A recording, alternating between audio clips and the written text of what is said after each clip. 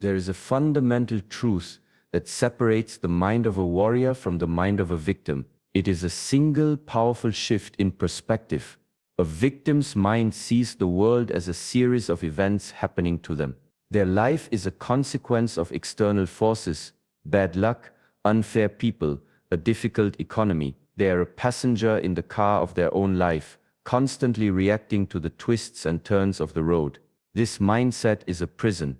It robs you of your power, because if you believe that the cause of your suffering is outside of you, then the solution must also be outside of you.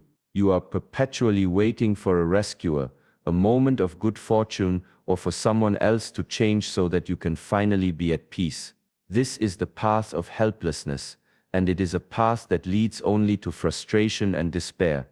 The warrior, on the other hand, understands that true power comes from within. The warrior's mind is not concerned with what happens to them, but with how they respond to it. This is the principle of an internal locus of control. While we cannot control the storm, we are the captains of our own ship. We cannot prevent the rain, but we can choose to build a shelter. This is not a philosophy of ignoring reality. It is a philosophy of facing reality with full responsibility. It is the conscious decision to take ownership of your thoughts, your feelings, and your actions, regardless of the circumstances. When a setback occurs, the victim asks, "Why is this happening to me?" The warrior asks, "What can I learn from this? What action can I take right now?" This simple reframing of the question is the first and most critical step on the path to mental mastery. To train your mind in this way, you must become an observer of your own internal dialogue. Pay close attention to your automatic responses. When something goes wrong, do you immediately look for someone or something to blame? Do you say, "This job is draining me," or "My partner is making me unhappy"? Or do you pause and ask, "Why am I allowing this job to drain me? What am I doing to contribute to the unhappiness in my relationship?" This is not about self-blame, it is about self-empowerment. It is about understanding that your happiness is not a commodity that can be given or taken away by others. It is a state of being that you cultivate through your own choices. A mind that takes ownership of its responses is a mind that is free. It is not tossed and turned by the whims of the world.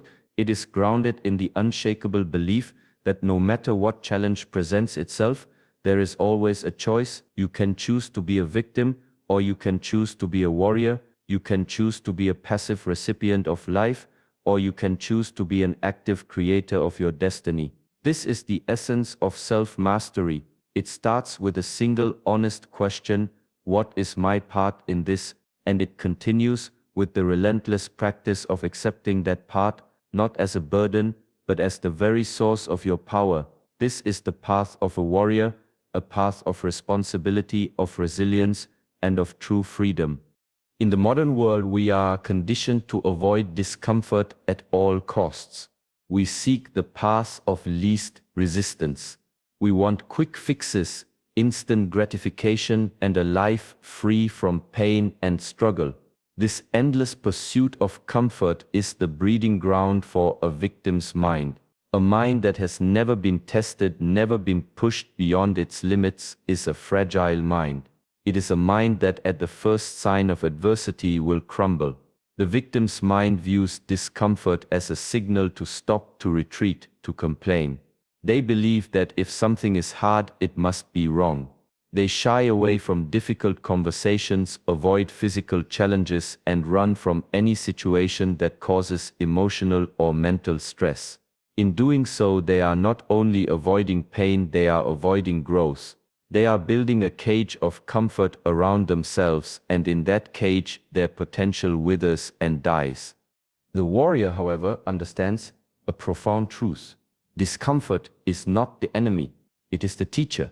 The warrior embraces discomfort not because they enjoy suffering, but because they understand that it is through struggle that we forge our strength. Just as a muscle grows stronger through resistance, the mind becomes more resilient when it is challenged. The warrior seeks out discomfort, They wake up early when they want to sleep in. They train their body even when it hurts. They have the difficult conversation that they know needs to be had. They do not see these things as punishments. They see them as opportunities. They see them as a deliberate training of their spirit, their will, and their courage. By voluntarily exposing ourselves to discomfort, we are building a reservoir of resilience that will serve us in moments of true crisis. When an unexpected challenge arises, a job loss, a health issue, a personal tragedy, the victim is completely unprepared. They have never trained for this moment. They are a soft, delicate house built on a foundation of sand.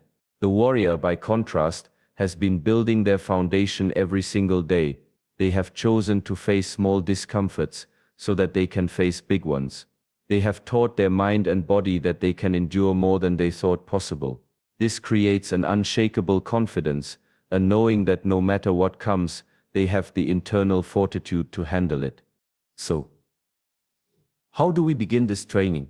Start small. Choose one thing today that is difficult and do it. It could be a cold shower, a challenging workout, or simply sitting in silence for 10 minutes when your mind is racing. When you feel the urge to stop, to give in, or to complain, pause. Take a deep breath and tell yourself, this is not happening to me, this is training for me. Remind yourself that every moment of discomfort is an opportunity to grow stronger. Over time, these small acts of courage will compound. You will begin to see that the greatest freedom in life comes not from avoiding challenges but from knowing that you have the strength to overcome them. You will stop being a victim of your circumstances and become a master of your own resilience. You will realize that the pain you embrace today is the strength you will rely on tomorrow. A victim's mind is a slave to its emotions. It is a ship without a rudder, tossed and turned by the winds of its own feelings. When something good happens, they are on a high, but when something bad happens, they are in a deep trough of despair. This emotional roller coaster is a state of constant instability. The victim's mind believes that their emotions are the ultimate truth. They feel anger, and they become anger. They feel sadness, and they become a person who is sad. This lack of control over their emotional landscape leads to impulsive decisions, fractured relationships, and a constant state of internal chaos. The victim reacts without thinking, believing their feelings justify their actions. I was angry, so I had to lash out. This mindset is not only destructive to others, it is deeply damaging to the self as it prevents any form of clear thinking or rational action. The warrior's mind, by contrast, understands the difference between feeling an emotion and being an emotion. The warrior practices emotional neutrality. This is not about suppressing feelings or becoming a cold, unfeeling robot. It is about creating a space between the stimulus and the response. The warrior allows an emotion to arise, they acknowledge it, they observe it, but they do not allow it to dictate their actions. They can feel anger without lashing out, they can feel fear without allowing it to paralyze them. They understand that an emotion is just a passing cloud in the sky of their consciousness, a temporary state, not a permanent reality. This practice gives them a profound advantage. In a moment of crisis when others are panicking, the warrior remains calm and centered. They can think clearly, assess the situation, and act with intention. This mastery of emotional neutrality is a skill that must be trained just like any other. The first step is to practice observation. The next time you feel a strong emotion arise, whether it is anger, jealousy, or sadness, do not immediately react. Instead, pause. Take a deep, deliberate breath. Observe the emotion as if you were an outside observer.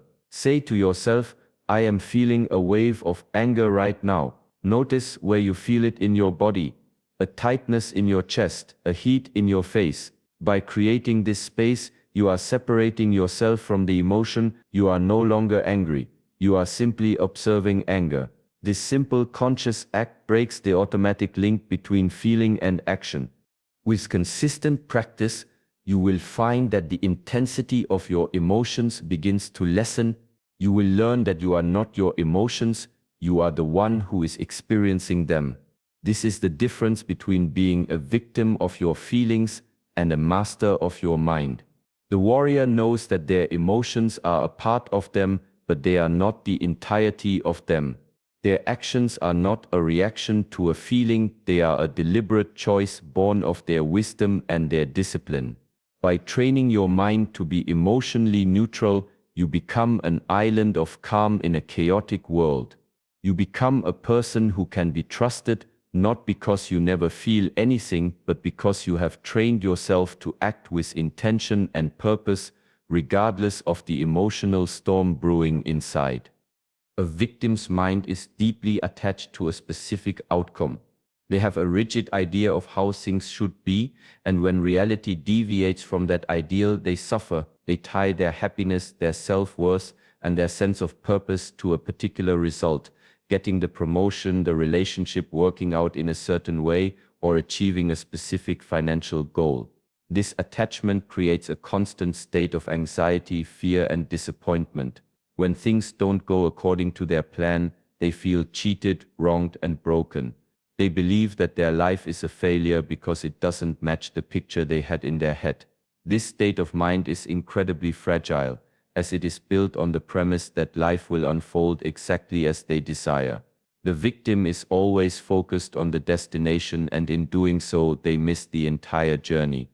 The warrior, on the other hand, understands the profound principle of non-attachment. This does not mean they lack ambition or purpose. On the contrary, the warrior is incredibly goal-oriented. They have a clear vision and they work with immense discipline and diligence. But their focus is not on the outcome, it is on the process. The warrior finds their joy and their purpose in the daily effort, in the consistent practice, in the relentless pursuit of self-mastery. They understand that the journey itself is the reward. The outcome, whether it is success or failure, is simply a byproduct of the effort. The warrior's mind is focused on showing up, putting in the work, and doing their absolute best, regardless of the external result. This practice of non-attachment is incredibly liberating. It frees you from the paralyzing fear of failure. When a project fails, the victim sees it as a personal defeat. The warrior sees it as a lesson learned, a data point in their journey toward mastery. The warrior knows that every effort, every setback, and every struggle has made them stronger, wiser, and more prepared for the next challenge. Their self-worth is not tied to the external validation of success, but to the internal satisfaction of having given their all. The warrior knows that the true victory lies in the person they become through the process, not in the final prize they may or may not receive. To train your mind in this way, you must shift your focus from what will I get to who will I become. When you set a goal, ask yourself, what are the qualities I need to cultivate to achieve this? Is it discipline, patience, resilience? Focus on becoming the person who embodies these qualities. Focus on the daily practice, not the distant outcome. When you work out, don't just focus on the number on the scale. Focus on the discipline of showing up, the strength you are building, the resilience you are cultivating with every rep. By doing this, you are building a mind that is resilient, adaptable, and free from the suffering that comes from rigid attachment. You are building a mind that is a warrior ready to face any outcome because it knows that the true victory is found not in the destination but in the heart of the journey itself. To a victim's mind, an obstacle is an endpoint. It is a clear sign that they should stop, give up, and retreat. An obstacle is proof that the path is blocked, that the universe is against them, and that their dreams were not meant to be. This perspective turns every challenge into a reason to complain, to blame, and to seek an easier route. The victim's life is a collection of abandoned projects, unfulfilled dreams, and if only stories, by viewing obstacles as insurmountable, they make them so. They never push through, never learn the lessons, and never discover the strength that lies on the other side of the challenge. This mindset is a self-fulfilling prophecy of failure and stagnation. The warrior's mind, however, sees an obstacle as an opportunity. It is a sign that they are on the right path. They understand that growth is not a straight line, and that the biggest challenges often contain the biggest lessons. To the warrior, an obstacle is a test of their commitment, a chance to get stronger, and a puzzle to be solved. When they hit a wall, they don't turn back. They ask, "What is this teaching me? How can I get over this, around this, or through this?" They see it as a chance to be creative, to be resilient, and to prove to themselves what they are truly capable of. This perspective turns frustration into fuel and despair into determination. This training begins with a simple reframing exercise. The next time you face a challenge, a setback, or a failure, instead of saying "this is terrible," ask yourself, "What is the opportunity here?" For example, if you lose your job, the victim says, "My life is over." The warrior says, "This is an opportunity to find a job I am more passionate about, or to start my own business." If a relationship ends, the victim says, "I will never find love again." The warrior says, "This is an opportunity to learn about myself, to heal, and to become a better partner for the next person." This is not about being naively optimistic. It is about being strategically pragmatic. It is about understanding that every ending is also a beginning, and that every closed door is a chance to find a new one. The warrior knows that their strength is not measured by the absence of obstacles, but by their ability to overcome them. They understand that a life without challenge is a life without growth. By training your mind to see obstacles as opportunities, you are building a muscle of resilience. You are teaching yourself that you are capable of handling anything that comes your way. You are learning that the path to a meaningful life is not one of ease, but one of persistent effort and unwavering courage. The victim sees an obstacle and gives up. The warrior sees an obstacle and begins to climb. The choice is yours. A victim's mind sees discipline as a form of punishment, a cruel limitation on their freedom and their desires. They view self-control as a battle against their own nature, a constant struggle against the things they want to do but shouldn't. Because of this perspective, they are perpetually in a state of internal conflict. They make promises to themselves they can't keep. They start projects they never finish. They have a long list of goals but no system to achieve them.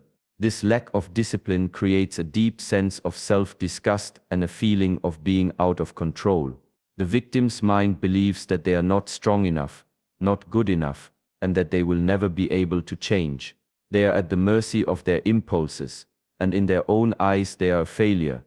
The warrior's mind, by stark contrast, sees discipline not as a punishment, but as the highest form of self-love. The warrior understands that true freedom is not the absence of rules. It is the freedom that comes from being the master of your own mind and body. Discipline is the path to that mastery. It is the act of doing what needs to be done, regardless of how you feel in the moment. It is the conscious choice to invest in your future self, to honor the promises you make to yourself, and to build a life of purpose and intention. The warrior knows that every small act of discipline, waking up on time, eating healthy food, training consistently, is a brick laid on the foundation of their future self. It is a vote of confidence in their own potential. This practice is the only way to build an unshakable character. The warrior knows that a person who can conquer themselves can conquer anything. This is not about being perfect. It is about being consistent. It is about learning to act from a place of purpose, not from a place of fleeting desire. The warrior understands that the feeling of accomplishment and self-respect that comes from completing a difficult task is far more satisfying than the temporary pleasure of giving in to an impulse. This is a subtle but powerful shift in focus. The victim's mind is focused on avoiding short-term pain. The warrior's mind is focused on building long-term strength and fulfillment. To train your mind in this way, you must start with a small, manageable commitment. Pick one thing, just one, that you will do consistently, every single day, no matter what. It could be 10 minutes of meditation, 5 minutes of stretching, or making your bed every morning. The task itself is not as important as the act of doing it. This is not about the result of the task, it is about the practice of keeping a promise to yourself. When you feel the inevitable resistance, the voice in your head that says, "Just skip it today," you must consciously choose to do it anyway. This is the moment where you are training your will. Over time, these small acts of self-discipline will compound into an internal fortress of self-respect and confidence. You will learn to trust yourself. You will become a person who can be relied upon, not just by others, but by yourself. This is the ultimate freedom, the freedom from the tyranny of your own impulses and the freedom to become the person you are truly meant to be.